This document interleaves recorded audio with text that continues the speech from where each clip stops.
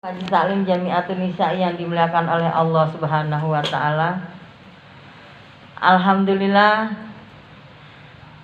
kita bersyukur atas nikmat yang diberikan kepada kita semua, sehingga kita dapat mengerjakan apa yang menjadi kewajiban kita kepada Allah, mengisi kehidupan kita, mengisi waktu kita untuk mendapat ridhonya Allah dengan berbagai macam cara kegiatan yang kita lakukan dari pagi sampai sekarang.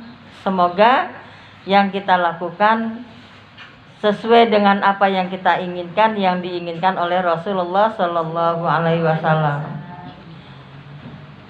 Baik dalam kita menyajikan hidangan untuk suami, menguntak ke suami berangkat, atau kita berangkat menjalankan kewajiban kita untuk menjadi pedagang yang baik, atau sebagai anak kepada orang tua, merawat orang tua yang sedang sakit, atau sebagai anak atau sebagai istri kepada suaminya tetap menjadi istri yang solihah, walaupun keadaan berbagai macam cara, kegiatan-kegiatan yang begitu sibuk, sehingga kita tidak juga melupakan tentang kewajiban kita menuntut ilmu. Menuntut ilmu yang sumbernya dari Quran dan Sunnah, itu hukumnya wajib ain. La adalah wajib ain yang tidak bisa digantikan oleh siapapun, karena yang kita peroleh untuk kita sendiri, tapi harus kita amalkan, dan harus kita amalkan untuk diri kita, dan harus kita juga tularkan atau mengajak berdakwah kepada yang lain dengan tujuan ilmu kita ini bermanfaat. Semakin kita mengutarakan atau menyampaikan apa yang kita dapat, bukannya berkurang, tapi saya ingat. Begitu juga kita orang yang tidak pernah menghafal Al-Quran, tidak pernah menghafal doa-doa, maka kita akan beku, istilahnya darai beku. Istilahnya dari beku, jadi gampang lali, gampang nesu, gampang macam-macam lah. Tapi begitu kita mengenal ayat-ayat Al-Quran, kita hafali sedikit demi sedikit, maka akan terpecah itu. Yang buntel-buntelan, perungkel-perungkelan, itu akan cair. Seperti orang yang tidak mau dinasehati, dia merasa benar, dia merasa paling, maka hatinya seperti batu. Hati itu kan darah menggumpal, gumpalan maksud saya. Darah menggumpal. Darah menggumpal, kalau batu aja ketetesan air dia bisa bolong, bisa berlubang. Tapi kenapa hati kok dinasehatin tidak mau mencair dan tidak mau mendengar, mentaati, bahkan dia lebih keras. Supaya kita tidak menjadi orang yang keras hati, jangan kita melakukan perbuatan yang tidak menyenangkan orang lain. Kita tidak bisa membahagiakan orang lain, tapi jangan kita membuat susah orang lain. Bila kita dinasehati oleh orang lain, kalau bisa memang itu baik untuk kita dan ada perintahnya dan ada aturannya, hendaklah kita jangan suka membantah.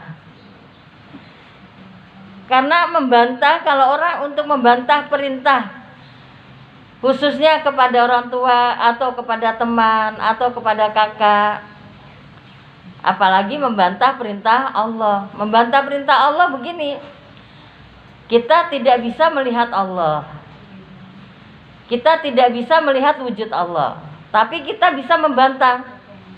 Ayo sholat, sholat, apa sholat? Anu sesiawene kok sholat?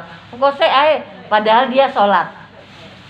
Padahal dia sholat, tapi untuk mengerjakan sholat dengan kata kok itu udah termasuk membantah.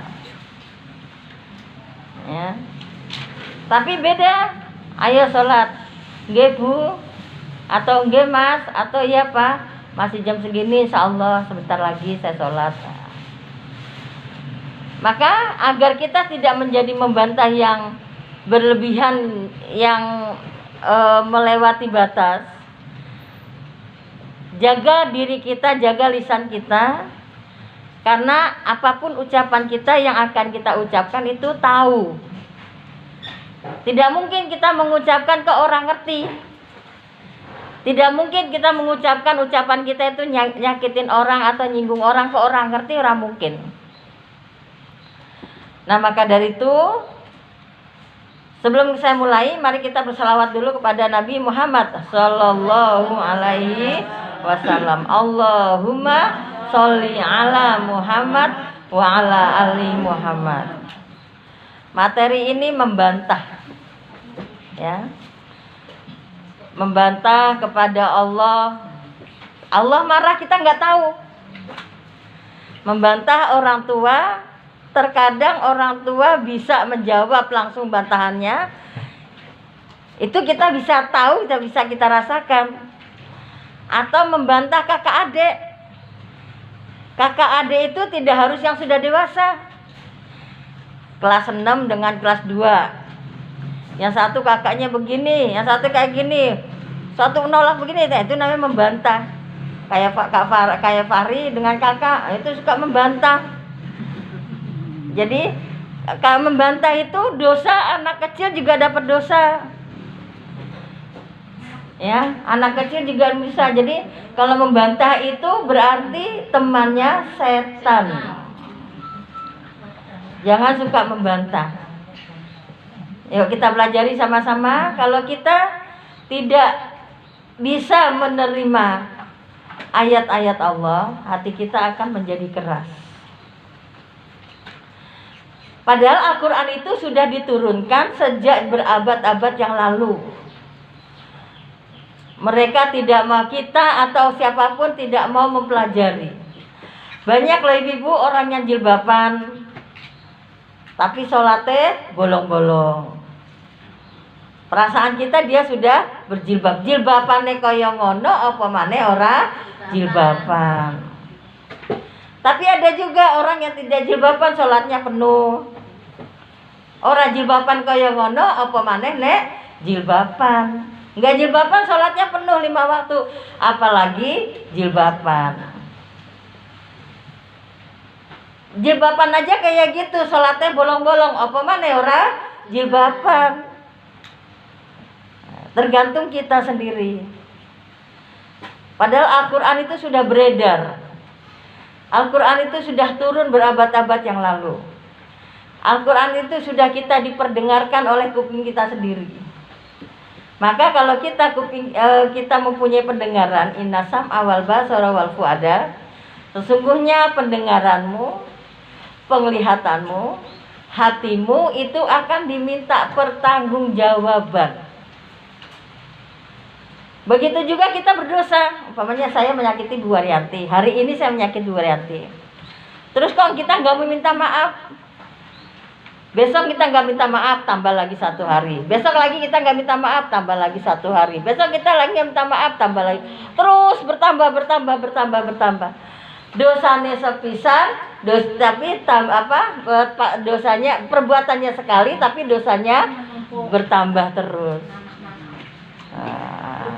Ya, jadi jangan bilang ibu nyakiti sekali dosa wis pisane, nggak bisa Bu.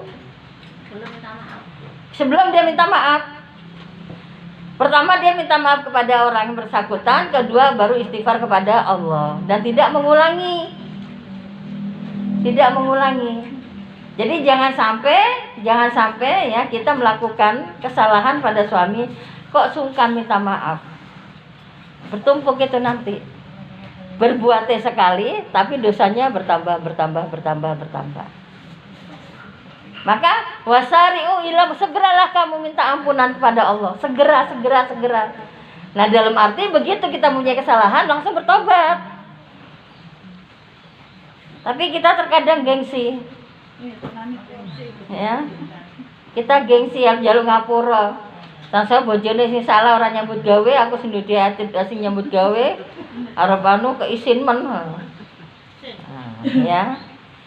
Maka nggak boleh kayak gitu. Dosa sekali ini hari ini kita berdua dosa, nggak langsung minta maaf, itu bertambah. Begitu juga orang yang berbuat pahala, memberikan orang makan itu umpamanya dia nggak makan, terus dikasih makan, terus dia sholat nggak bisa. Nah, selama dia hidup itu, selamatnya dia pahala, maka dia akan mendapat pahala berjalan terus. Jadi sama, mau dosa sama, pahala adalah pemberian dari Allah atas apa yang kita kerjakan. Pemberian dari Allah atas apa yang kita kerjakan. Ya. Atas apa yang kita kerjakan, yang sesuai dengan perintah Allah, itu dapat pahala. Tapi dosa adalah perbuatan yang tidak mau dilihat orang lain, ya, yang tidak mau dilihat orang lain, dan tidak mau diceritakan orang lain. Tuh. Tidak mau diceritakan oleh orang lain.